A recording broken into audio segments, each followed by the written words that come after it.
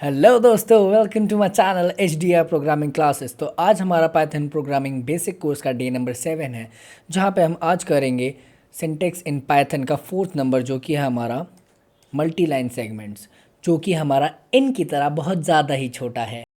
इसके लिए हमारे को आज बहुत ज़्यादा कम टाइम लगने वाला है और आज बहुत जल्दी टॉपिक कवर हो जाएगा, और ये बहुत छोटे वीडियो आज के लिए। तो चलिए शुरू करते हैं। Python multi line segments. तो पाइथन मल्टी लाइन सेगमेंट जो है हमारा बहुत यूज़फुल है। किस तरीके से मैं बताता हूँ। मान लो ये हमारा वर्क स्पेस एरिया है। तो इस वर्क स्पेस एरिया के अंदर जो है मैं कोई भी वेरिएबल लेता हूँ। मैंने यहाँ ले लिया टेक्स्ट इज इक्वल टू, अब मेरे को यहाँ पे कोई पैराग्राफ लिखना है। अब पैराग्राफ मान लो हम लिखते जा रहे हैं, और क्या होता है कि एंड ऑफ द लाइन जहाँ पे भी हम कुछ लिख रहे हैं, तो हम बिल्कुल बॉर्डर लाइन पे आ जाते हैं और हमारा जो है पैराग्राफ यहाँ ख़त्म नहीं होता। और अगर हम यहाँ पे एंटर मार के उसको कंटिन्यू करेंगे तो यहाँ पे जो है हमारा एरर जनरेट हो जाएगा। तो ये चीज़ जो है बहुत ज़्यादा बॉदर करती है, बहुत ज़्यादा प्रॉब्लम करती है। तो इस चीज़ से बचने के लिए हम क्या यूज़ करते हैं, बैक स्लैश। अब एक चीज़ और है, अब अगर आपको बैक स्लैश के बारे में उस टाइम पे ना पता हो तो आप लोग क्या करते, यहाँ पे सेम चीज़ लिखी मैंने, टेक्स्ट इज इक्वल टू, हम मैंने यहाँ लिख दिया हेलो। मान लो यहाँ पे बहुत अच्छी खासी लाइन है, यहाँ पे हमने इसको ख़त्म कर दिया। अब हम यहाँ पे एक और वेरिएबल ले लेंगे, टेक्स्ट टू। फिर हमने यहाँ पे वर्ड लिख दिया, इसको कंटिन्यू कर रहे हैं। फिर यहाँ कॉलन से ख़त्म कर दिया। अब हम इसको प्रिंट कराएंगे, text one comma text two. इस तरीके से हमारा जो है दोनों की दोनों लाइन एक ही लाइन में प्रिंट हो जाएगी। लेकिन ये हमारा बहुत ज़्यादा टाइम कंज्यूमिंग है, वेस्टेज ऑफ टाइम है, और बहुत ज़्यादा प्रॉब्लम भी कर सकता है आपको इस चीज़ को लिखने में। क्योंकि आप कितने ही, अगर मान लो आपके 10 पैराग्राफ्स है तो 10-10 वेरिएबल थोड़ी ना आप बनाओगे। तो इस चीज़ को मिटाने के लिए, इस चीज़ को हटाने के लिए, ईजी करने के लिए हम यूज़ करते हैं बैक स्लैश का। यहीं पे आपको एक एग्जांपल देके बताता हूँ। मान लो ये हमारा एक पैराग्राफ है, हम इसी को ले लेते हैं। यहाँ पे मैंने लिख दिया एक variable text is equal to Python. यहाँ मैं कॉर्ड्स का यूज़ करूँगा। तो पहली लाइन का कॉर्ड्स हम ऐसे ख़त्म करेंगे। मान लो हमारा बॉर्डर ऑफ लाइन आ गया है, जहाँ पे भी चाहे आप पहले भी ख़त्म कर लो, कोई प्रॉब्लम नहीं है। यहाँ पे मैं लिखूँगा प्लस ऑपरेटर, फिर यहाँ बैक स्लैश। सेम फिर दूसरी लाइन के अंदर चला जाऊँगा, उसके बाद यहाँ दोबारा कॉर्ड्स लगाऊँगा जहाँ तक हमें करना है इस लाइन के अंदर, फिर दोबारा प्लस करके फिर बैक स्लैश, यहाँ फिर दोबारा इस चीज़ को लगाएंगे। इसके बाद यहाँ पे कोई बैक स्लैश लगाने की आपको ज़रूरत नहीं है, क्योंकि इसके बाद हमें कोई और लाइन के अंदर हमें कोड नहीं लिखना है। तो इसी तरीके से हम यूज़ करके जो है हम सारी चीज़ों में लिख सकते हैं।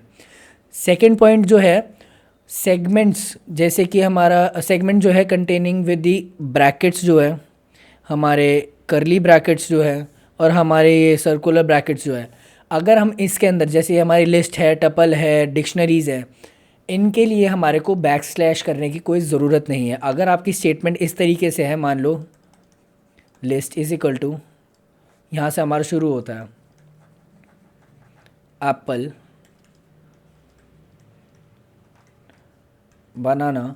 अब मैं नेक्स्ट लाइन में जाऊँगा बिना बैक स्लैश लगाए, यहाँ पे फिर प्लस कर दूँगा, फिर यहाँ पे ऑरेंज, फिर मैं यहाँ पे इसको बंद भी कर सकता हूँ। तो यहाँ पे इस बैक स्लैश लगाने की कोई ज़रूरत नहीं है, क्योंकि पाइथन को पता है कि यहाँ से अगर शुरू हो रहा है तो यहाँ पे ये चीज़ ख़त्म हो रही है। तो इसके बीच में जितनी भी चीज़ें हैं वो इसी चीज़ के अंदर आती है। तो इसमें हमारे को कोई बैक स्लैश की ज़रूरत नहीं होती। चलिए अब हम प्रैक्टिकल करके देखते हैं। तो कुछ बेढंगी पढ़ाई करने की वजह से आपका यही हाल हो सकता है। फिर आप अपने के साथ इस तरीके से ठोकरें खाएंगे और फिर आपको ज़िंदगी के मुंह की खानी पड़ेगी। तो इस चीज़ के लिए आप ना करें, अपनी ज़िंदगी में एरर ना क्रिएट करवाएं, और चुपचाप यहाँ पे बैठ के ध्यान से पढ़ लें। तो चलिए शुरू करते हैं। अब मान लो यहाँ पे मैं कोई भी चीज़ लेता हूँ, मान लो एक वेरिएबल ले लिया टेक्स्ट इज इक्वल टू, अब मैं यहाँ पे कॉर्ड्स लगाता हूँ और वही सेम चीज़ जो हम एग्जाम्पल ले रहे थे उसको यहाँ प्रिंट कर देता हूँ। अब देखिए ये लाइन कुछ ज़्यादा ही आगे बढ़ चुकी है, बहुत ज़्यादा आगे जा चुकी है मेरी कोड ऑफ लाइन से। अब इसी को मैं प्रिंट करा के देखता हूँ। Print text. तो देखते हैं क्या होता है। सिंटेक्स एरर, मतलब मल्टी लाइन सेगमेंट हमारा नहीं था, जिसकी वजह से यहाँ पे सिंटेक्स एरर जनरेट हो गया है। चलिए अब हम इसको सिंटेक्स एरर को हटाते हैं। अब मान लीजिए यहाँ पे मैं दोबारा से कॉट्स लगा देता हूँ, plus backslash, enter, again quotes. चलिए 3 लाइन बनाते हैं। यहाँ पे फिर दोबारा कोट्स, प्लस बैकस्लैश, कोट्स,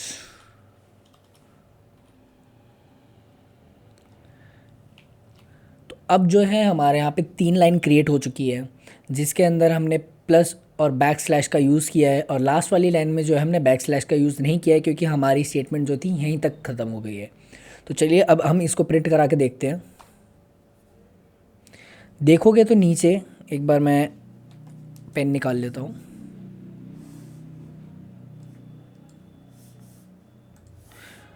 तो यहाँ पे आप चेक करेंगे हमारा सारा का सारा जितनी भी हमारे पूरी स्टेटमेंट थी एक लाइन की, वो यहाँ पे प्रिंट हो चुकी है। तो इस चीज़ का यूज़ करके हम बहुत इजीली जो है हम अपनी लाइंस को जो है प्रिंट करा सकते हैं। अगर वो मल्टीपल लाइन्स है और हमारा यहाँ पे जो एरिया है उससे अगर बाहर जा रही है, तो हम बैक स्लैश का यूज़ करके उन चीज़ों को यूज़ कर सकते हैं। तो अब मैं एक बार आपको ब्रैकेट्स को यूज़ करके भी दिखा देता हूँ कि ब्रैकेट्स के अंदर जो है हमारे को स्लैशेस की ज़रूरत नहीं होती। चलिए यहाँ पे हम ब्रैकेट ले लेते हैं, लेकिन एग्ज़ाम्पल कुछ और लेंगे।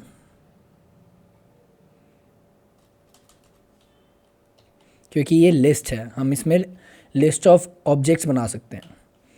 अब यहाँ पे मैं लिख देता हूँ ऑरेंजेस, प्लस एंटर मार दिया। यहाँ पे मैं कुछ और लिख देता हूँ बनाना, प्लस एक और एंटर।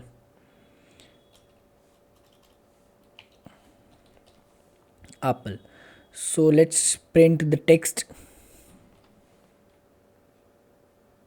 Apple banana orange. बहुत ही बुरे तरीके से प्रिंट हुआ है। अब हम यहाँ पे थोड़ा सा स्पेसेस भी दे सकते हैं, थोड़ा अलग करने के लिए,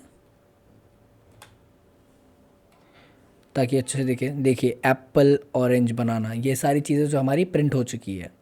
लिस्ट का कॉन्सेप्ट हम बाद में समझेंगे, मैं बस ये बता रहा हूँ कि ब्रैकेट के अंदर जो है हम लिस्ट ऑफ कंटेंट भी लिख सकते हैं, जिसकी वजह से हमारे को स्लैश की ज़रूरत नहीं पड़ती, बैक स्लैश की। तो आज की वीडियो इतनी सी ही है, बाकी हम पढ़ेंगे कल। तो चलिए मिलते हैं अगली वीडियो में।